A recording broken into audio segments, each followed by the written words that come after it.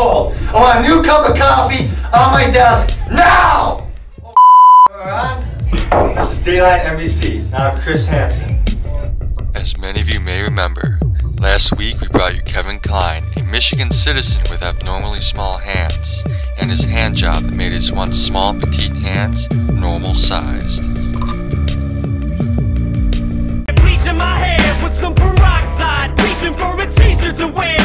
Today we'll be conducting an exclusive interview with ex-South African President Nelson Mandela.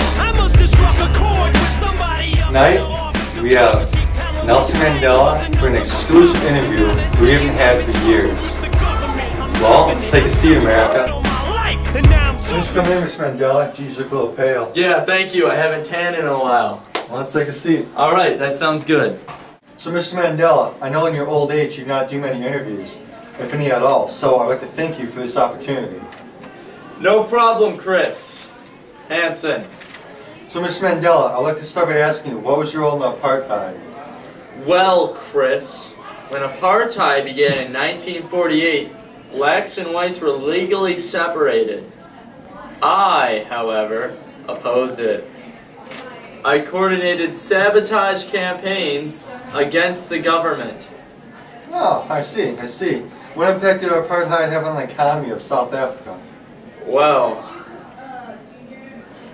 during this period, the economy was in shambles, as I like to say. It was divided into a privileged white one and an impoverished black one. I remember people on the streets, riots and arguments breaking out, and just overall chaos. I remember one time, a man walked up to a car, dragged the driver out, and sped off with the vehicle.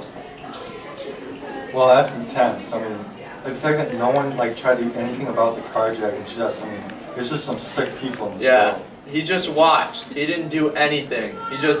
He went back in. I think it was at a store, and he just walked right back in, didn't do anything. Thank God that lady was not harmed majorly. Yeah, I know, thank God.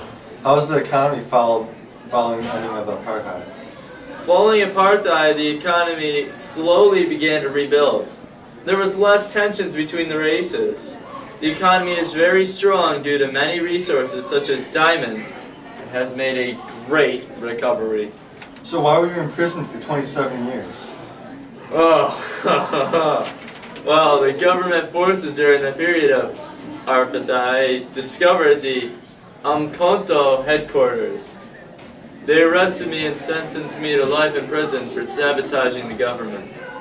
Yes, it is truly a sad story indeed. Well, we are glad to have you with us today. Thank you for the interview, Ms. Mandela. It's been a pleasure. Thank you. Thank you. Next week, I'll be talking to Brett Favre on whether he'll be returning for a 21st season following the Texan scandal he had this year.